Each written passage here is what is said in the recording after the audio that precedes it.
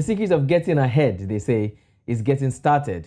And that is why our mandate on various episodes of Report Desk Africa is to keep you abreast of all the latest trends and hottest stories across the African continent. And how best can we do that if not through Report Desk Africa, or RDA as we call it here? Welcome, my name is Bernard Akede, and of course, on this very special episode of Report Desk Africa, I'm not alone, as I always say. I have the ever-elegant Blessings Mosugu. Ever elegant. That's right. Well, Report Desk Africa is designed to keep you connected to stories you might have come across during the week or those you've missed due to your schedule. But not to worry, Report Desk Africa has always got you. My name is Blessings Mosugu, and today's episode will focus on Kenya's 2022 general elections, which is coming up on the 9th of August, and of course the celebration of one of the oldest and most popular games in history, which, by the way, I don't exactly know how to play. That's chess. Don't go anywhere. We'll be right back with reports and insights into the stories after the break.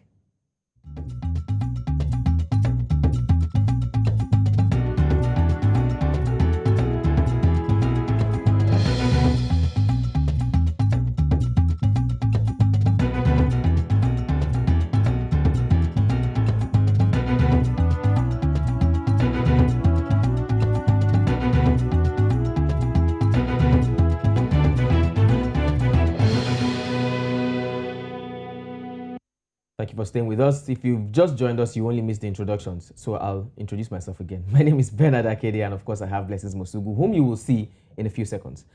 Now, our first story takes us to the eastern part of Africa, where the political atmosphere is getting really fired with uncertainties less than a month to the August 9th general elections. In Kenyan elections, candidates will vie for 6 different positions. Now, we have the president, we have governors, senators, county women, members of the National Assembly, and of course, members of the county assemblies. Let's take a quick look at this report by News Central's Niyi Omoniyi, who, by the way, is the man behind all this magic you're seeing today, and as he analyzes the political strength of the presidential candidates at the elections draw near. But just before that report comes in, I would okay, let's have Blessings now. Blessings, there's something I want to throw to you. Now, it's quite interesting that we're seeing almost all, if not all, the people vying for the post of deputy president in Kenya, all of them are women. Unlike what we see in certain other African countries. How striking would you, or how interesting would you say this is for you? Remember that we recently just saw their debates, right? Yes. Which was really interesting. Yes, and I would say that at this point, I am very proud of what Africa is doing. And not just Africa, I mean, the world generally is evolving. There's now a lot of gender inclusiveness, and even in the UK Prime Minister debate as well, there were mostly women. Yes. And it's just something that is exciting to see, and something that is motivating, because this is what we've always told the women. There was always this fear that they won't let me. It's not a woman thing. But now we're seeing more women doing it, so more women are definitely going to come out to want to do it, and it will be of great joy to me, especially if a woman wins it, and the best person win. But it really would be amazing. Exactly. I was going to say a fun fact, by the way. I believe Rwanda is the country in the world with the most female inclusive government. Amazing. Up to 50, if not more, percent of the entire top government officials in Rwanda are women. And of course, we know how well Rwanda is doing on the continent. Yeah, well, I was going to say that if I want to vie for any political position, I'll go to Rwanda. But it's possible anywhere, really. It's possible anywhere. Yeah, it is possible anywhere. It's a good thing, definitely. I'm really impressed in what Kenya is doing. Another interesting thing in Kenya now is the fact that the current deputy president, who is William Ruto, is going to be contesting against long-term opposition, Raila Odinga. Yeah. Now, Odinga has been in opposition for as long as I can remember him. And you would think that the president, who is, Kenyatta, would be supporting his deputy. But it's like there's some kind of, would I say, like someone said, justice is playing, He's basically now allowing for William Ruto, who has been there for a long time, just so that there's, some kind of switch of power. It actually does go around, new ideas come in, and all of that. So it's quite interesting. It's not something you see everywhere, on the continent. Yeah, and the good thing is, well, for this story between Ruto and Kenyatta, it's just a typical example of when you expect too much, that's when you get disappointed. I don't know what the truth is because, with your propaganda, you can say anything. But he has said that he's a man of his own self. So he didn't expect him to stand behind him and he didn't expect him not to. So whether it does or it doesn't, he's going forward. And that's a good thing to see. Going forward. Speaking about going forward, I think we should now go forward with that report and let you see what's going to happen or, how the political race has been so far in East African country called Kenya. Kenya's presidential election, which is the most talked about, has 4 candidates.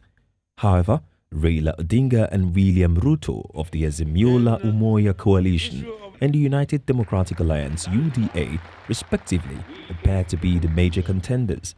We have a team leader in the name of Raila Amolo Odinga. Incumbent President Uhuru Kenyatta is supporting his former rival Raila Odinga, thereby forsaking his own deputy William Ruto, who was instrumental in Mr. Kenyatta's victory in 2 previous elections. I accept this nomination. Mr. Odinga is backed by a coalition of 23 parties with big names and acts. Although public views about Mr. Odinga differ, the Raila Odinga Martha Karua Azimio ticket appears to enjoy the goodwill of Kenyans for fighting former President Arap Moi's one-party system and for having a female vice presidential candidate. The William Ruto Rigathi Gachagua ticket could be the opposite, as it is believed that both gentlemen were mentored by Moi during his 24-year dictatorship and are large beneficiaries of the system with active corruption allegations against them. Despite being at loggerhead with his boss, Vice President Ruto remains resolute, building alliances and enjoys the support of Kenya's Kwanza coalition. His running mate Rigathi Gachagua is a member of parliament facing graft charges in Kenya's anti-corruption court. The 2 other tickets, Judge Wajakoya Justina Wambui of Root Party and David Wahiga Ruth Musheru, are seen as fringe candidates and parties. Meanwhile, Professor Wajakoya has become an internet sensation after he presented himself as hyper-educated with more than 10 degrees in law from various universities in Europe and the Americas. While previous elections were characterized by post-election violence, the upcoming, according to the International Crisis Group, promises to be especially bitterly fought. With Kenyans looking to elect leaders with a seemingly clean slate, the chances of Ruto Gachagua ticket are slim. Whether you read the Ruto manifesto or the Raila manifesto, none of the 2 disclose any ideology, any concrete policy programs. It is simply sloganeering and throwing money at problems. 50 billion for this, 100 billion for this, 100 billion for this. None of them talk about the real issues, which is creating wealth, generating jobs, creating employment, and dealing with our socio-economic divides. Many are, however, worried that the political elite friction might incite violence in a nation still battling police brutality, extrajudicial execution, and forced disappearance, especially in informal settlements. Political observers hope that Kenyans will choose peace, progress, and stability over fear and hate in August general elections. Niyi, Omoniyi, reporting for News Central. All right, fantastic report there by Niyi Omoniyi, our correspondent, and, should I say, our amiable producer for the day. Now, Niyi, we'll be bringing Niyi up on the screen right now to discuss this report that he's brought up. Niyi, thank you for joining us. For having me. Hello, Niyi. Thank you for joining us. Thank you for having me. Blessings. All right, now Niyi, I would do a little bit of comparison. I know that you recently were in Ekiti and then you were in Osun State elections here in Nigeria, and now, well, you may or may not be in Kenyan elections. I don't know what the future holds. Maybe I'll look into the crystal ball at the end of the show just to find out. Okay. But then, Niyi, this is quite interesting. Now, there are 4 presidential candidates, but just like in West Africa, in Nigeria here, 2 candidates and their parties are dominant. Now, do fill us in with the agenda of these particular candidates and their plans for Kenya. Like the last, person who spoke in that report, he said he wasn't exactly satisfied with their manifestos. They were not exactly saying how Kenya will create wealth. They were just saying, 50 billion for this, that billion Kenyan shillings for that. So could you kind of fill us in, with these 2, what these 2 candidates have so far?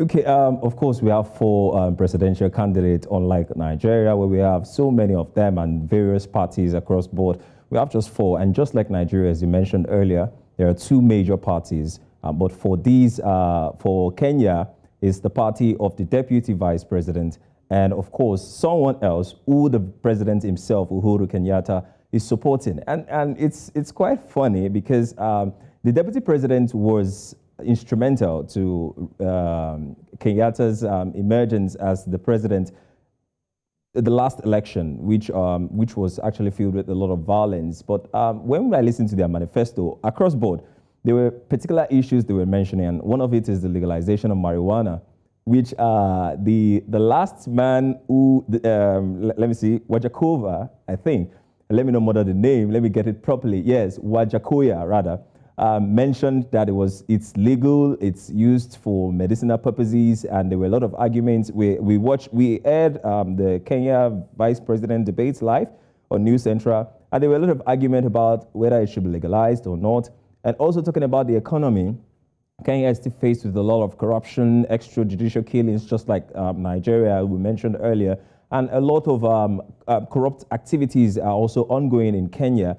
And not much was said about how to revamp the economy. Just like the commentator I interviewed earlier mentioned, not much was said about how to revamp the economy or what really concerns the Kenyans. And this was part of the issues that happened in the last election, because most people they are not seeing the results, they are not seeing what they want from a countryman who is set to lead them. Not to mention the fact that the vice president, the deputy, the VP of the person supporting the vice president is actually under probe, under investigation for corrupt practices. And that's one of the things that is also, raising concern that, okay, so if this person is elected as the vice president of the country, and I listened to their debates across board, most of them were stern on we are going to fight corruption, just like Nigeria had it in 2015, right? When the president was coming up with that mandate that corruption is a no-no. But here we are again, the person that is currently vying for that position as a VP is under investigation. And the fear would be, if he gets the position, can he still be touchable? Deep question. That's a very deep question. Yeah, we're talking about political immunity right there. Yeah, yeah. And then, Niyi, we see that this whole election is surrounded by drama. I mean, there's Odinga, the former rival of the incumbent president, and then there is William Ruto, who is, like you said, was instrumental to him coming into power, and he's not receiving his support. And also there is George Wajakoya, who has become an internet sensation for all his 10 degrees. So it's a lot of drama going on. And I think the least dramatic person is David Wahiga, as we see. And we don't even know what is coming up eventually from him. So what would you say about, now we've talked a bit about the friction between the Deputy President, William Ruto, and Uhuru Kenyatta. But what would you say generally about all the candidates? It's just a lot of drama. Do you see any prospect in anybody? And what exactly is your general take? For one, I won't be able to say for sure that this is the best candidate, but I can just observe from their debate, from the debate of their deputy, and of course from the manifesto they've given out so far. It's just like a case of Nigeria. Okay, so in Nigeria there are diverse opinions that the two major parties are not. It's almost like moving from fry pan to fire. Opinions, as I said earlier, it's not like it's any better. And I think it's similar to that of Kenya. So the ruling party currently has not been given much credence in terms of what they've done, fighting corruption, extrajudicial killing. In fact, there are cases of disappearance in the nation. And the person coming, again, is being supported by the same person who is ruling. So we have Uhuru Kenyatta, who is placing his support for Raila Odinga. And of course, the vice president now detaching himself from the president and formulating. Does that even sound familiar? You know that happened in Nigeria, right? Where the vice president also, tried to vie for this position. But this time around, he is doing it. But the challenge is still not, both of them are not really, how would I put it, not much integrity has been given to them. Although the Raila Odinga ticket still looks more viable because the president before Kenyatta, who is Arap Moi, was a dictatorship, according to a lot of information we were able to gather, and it was mentored and it was running a one-party system. So the Raila Odinga tickets were ones that performed and raised a lot of opinion about his one-party system and made him change it to a multi-party system. So he has gained, that ticket kind of gained favor in the eyes of Kenyans, and of course, noting the fact that he also has a female as a vice president. You understand what that dynamics is all about. Unlike the William Ruto, who was almost within the government, the administration of Arap Moi, who was in dictatorship for over 20 years. So that's where the favoritism currently holds, and Kenyans might be tilting towards the Raila Odinga, and of course is getting support from the president, and of course from even 23 other political parties. For me, if I'm to tick a box, and even from the little survey I did here in Nigeria, I think Raila Odinga might be the man. Well, let's see. Might be. I was saying the other day in the newsroom that there even was a computer virus at some point called Raila Odinga, and trust me, you don't want that virus into your computer. Oh, wow. I struggled with it for a long time while I was in school. But anyway, moving forward now, Niyi, let's look at the vice president's debate now. Somebody called it the race for the women. Well, almost all of them were women. In fact, you would almost think all of them were women. Now, the debate, held for the deputy presidents recently, with most of them being women, like I just mentioned, was coupled with, some back and forth about the legalization of, marijuana. We've seen marijuana being legalized in some parts of the world. Coming to Africa now, it's bringing up a lot of debates. Now, I remember 4 years ago, even in Nigeria, Showore did also use that line as a point of campaign, that marijuana should be legalized and it could be used for, for several things, equally be used as a medicinal plant. Do you think these will kind of dictate the polls come August 9th, bringing up this talk about legalization of marijuana and the fact that a good number of those coming out as deputy or as vice presidents are women? Let me start this way. So let me pick a case study like South Africa. We know South Africa has a drinking history. They like most of the residents like to drink. Now, someone who is campaigning in South Africa will probably go through that toll to try to get through to the people. Okay, there will be these kind of regulation, maybe not so much stringent regulations on drinking. That is how it applies in terms of Kenya as well. Marijuana is like how would I put it? It's a regular. You just have it around. So someone coming in and saying, oh, I'm going to legalize it, or I might do this to it, might in one way, maybe not, because we're going to rate the population of the literate as against the illiterate, the population of consumers of the marijuana as against those who actually consume it for medical purposes as prescription and other things. But in a way, it might, not much, it might tilt the direction of the polls in some people's favor, depending on how good they are campaigning and say they want to either ban or legalize marijuana. I missed other thing, like for example, the Wajakoya, though he came in as, I wouldn't say a joke, he came in as the funky aspirant, and a lot of people could reckon with him because it seemed like he was just trying to gyrate from the streets and making people feel, okay, I'm with you. Yeah, George Wajakoya, I'm with you. And coupled with the fact that he has a female, Justina Wangui, as a VP, is kind of getting the interest of people. And to him, he had very, very strong opinion about leaving marijuana. He said marijuana is free. Marijuana should be used. People have nothing to look up to. The economy is bad, and so many things are going on, and marijuana is just where they could find their peace or hope, according to what I listened to during some of the things he said. And, for the common man on the streets who votes, it's a win-win. I could have you as my president and just go on with my marijuana. Yeah, that's true. Win-win. Okay, Niyi, let's talk about Ruto's running mate, that's Gachagua.